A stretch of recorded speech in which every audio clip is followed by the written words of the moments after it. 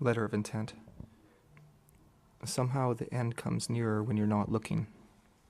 To dissolve all problems would mean a clearer way of living into the future. I, for one, desire those very bright and well-positioned days bequeathed to baby boomers. When you're not looking is when it's commonly said, the end comes nearer. Uncommonly, it's said, exactly when you're looking, it arrives, which is a real issue. However well everything seems to be going, you attend also to the darkening sky.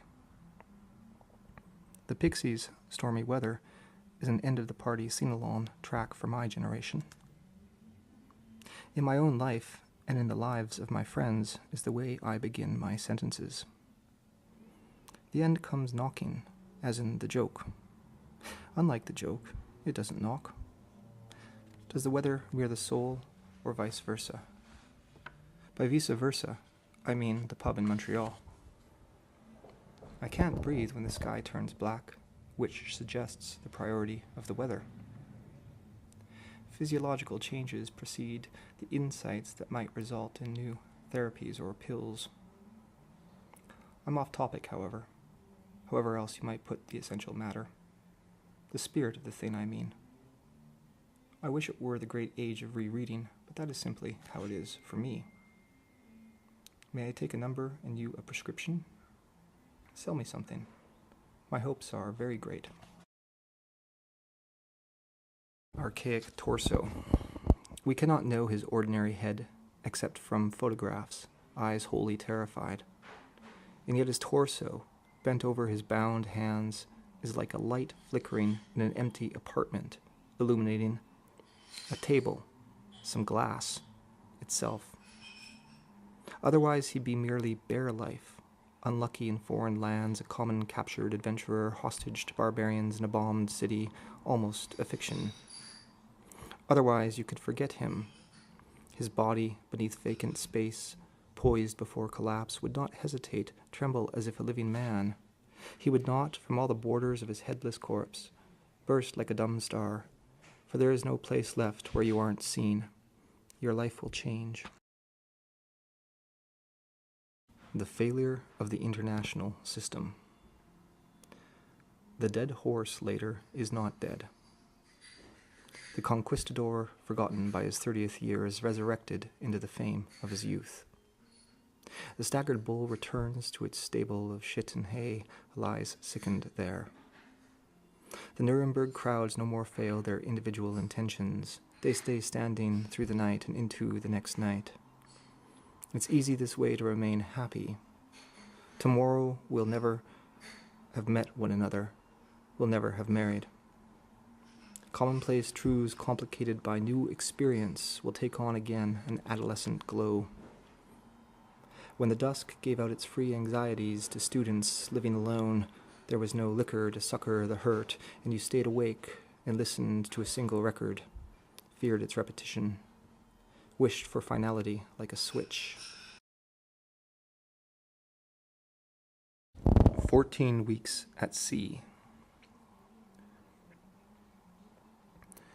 How Odysseus swims for days through troubled seas, cursed to be living, fated by the earth-shaker to life, and fails to drown, fails to sink under into the land of fish and sea gods, those whales, the great grey whale, who swallows the ocean and spits it up, swallows and splurges it all again and again, so that in this way the ocean continues to be, until he is finally tossed up on the beach, naked, without companions.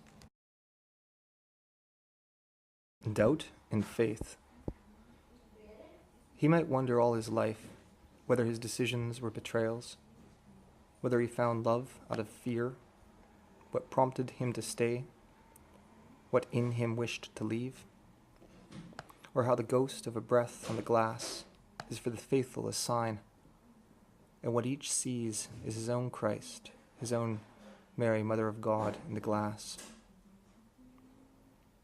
And many years after, his children crouch low, as to a shrine.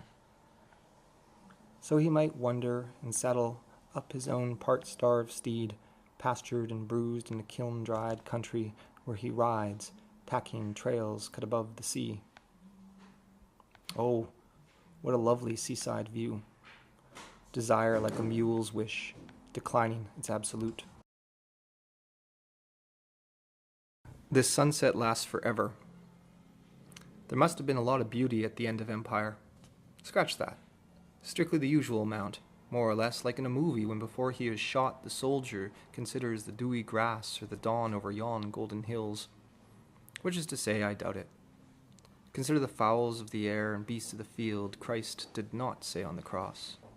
Why is closer to the mark. And it was no ordinary day for those who were otherwise occupied with their lives, even given the torturer's horse scratching its innocent behind on a tree.